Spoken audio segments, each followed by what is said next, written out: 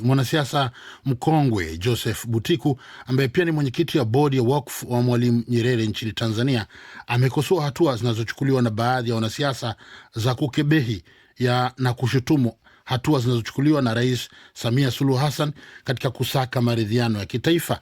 George Njogopa na taarifa ya kina. Kiongozi ametetea tume inayoshughulikia jinai iliyoundwa hivi karibuni na Rais Samia kwa ajili ya kuwabaini wale waliohusika kuchochea matukio wakati na baada ya uchaguzi, akisema hatua hiyo haipaswi kubezwa bali inapaswa kuchukuliwa kama hatua mojawapo ya kufikia ukweli wa mambo kuhusu yote yaliyojitokeza wakati wa uchaguzi. Mimi najua watu wengi, rais wetu akifanya maneno mengi kutoka watu wengi, lakini napenda kutumia nafasi yangu kama mtu mzima, taifa hili nalifahamu, alafu na umri mkubwa, tunatazama vijana wetu, tunatazama watu, hata opposition hao wengi ni vijana.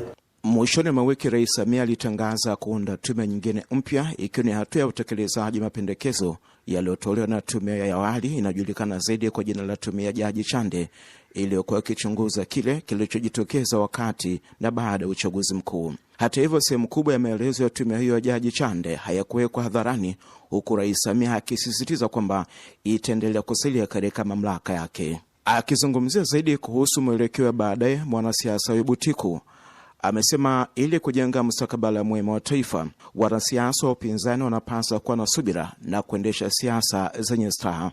Demokrasia msipoaminiana haitakuwepo hata siku moja. Baadhi ya vyama vya siasa pamoja na wanaharakati vinakosoa vikali mwendelezo wa uundwaji wa tume kuhusiana na yale yalijitokeza wakati wa uchaguzi huo, huku kwingine wakitaka mamlaka za kiutendaji zilizotajwa kuhusika katika mauaji kuwajibishwa. Akizungumza na wafuasi wa chama chake, makamu mwenyekiti wa Chadema John Heche alionyesha wasiwasi kuhusu tume mpya iliyoundwa hivi karibuni. Yaani hiyo tume haijapewa hadidu za rejea kusema nani aliyeagiza kuua, nani aliyetoa amri, nani aliyeruhusu bunduki zitoke, nani hawajachunguza hayo. Wanaambiwa wachunguze eti waliochochea, si waliofanya nini. Tume mpya iliyoundwa inaongozwa na jaji wa mahakama ya rufani ya Tanzania Shaban Ali Lila. Mbali na majaji wa Tanzania, imejumuisha pia naibu jaji mkuu wa Namibia Petrus Dileinge na jaji wa mahakama ya rufani ya Uganda Barishaki Shebron. Katika nasaa zake baada ya kuundwa kwa tume hiyo, Rais Samia alisema kwa kujumuisha majaji kutoka nchi hizo mbili kuna lenga kuipa tume mtazamo mpya zaidi, ikiwemo kujumuisha nchi wanachama wa Jumuiya ya Afrika Mashariki na ile ya SADC.